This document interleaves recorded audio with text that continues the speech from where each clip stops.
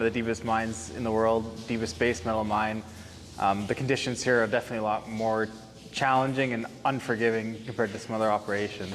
It's really being able to put a drone like the Ilios everywhere really helps us sort of de-risk some of our scanning approaches and allows us to capture the data that we need. Supervisor and department name, task, so we're doing a drone flight. It's actually a pretty small raise. I think it's only a 30 or a 28. It's fantastic for us to be able to get into places that other drones just can't sneak into. Just having that ability to sort of monitor locations over time really allows us to sort of like assess the live condition of the mine rather than always playing catch up and waiting for things to fall down before we should go fix them.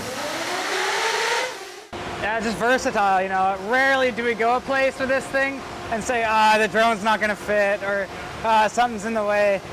You can usually make it work, and you're not wasting your time down here. Using it for stope inspections, crosscuts that we can't potentially get access into, or even just the convenience of being able to fly an entire O1 South and crosscuts as well. You can cover so much more ground when you're flying it with a drone than you can on foot.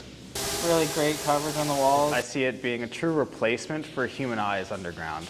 You know, we pay a lot of people to just simply go down and inspect places, you know, maybe bring a disto, but with the Ilios 3, it's really an everyday tool that could, you know, capture the data you have and keep it in sort of an archive form rather than, you know, I went down yesterday, here's what I saw with my eyes, trying to communicate that sort of through word of mouth. The aim of the game is to get the highest quality data you can within the time frame that you've got. Yeah, it's nice having both views live at the same time. You can switch back and forth, and it's nice that you can broadcast it to someone else too, so they can kind of be looking at the point cloud and you can be looking at the video and just communicating back and forth. I find it just, you know, it just gives you that little bit of extra confidence when you're in sort of a sketchy corner or kind of in a blind area. The joy of this drone is that you can get not only your LiDAR scan, where we can, you know, take that data away and process it into our meshes for our design guys, but also the video as well.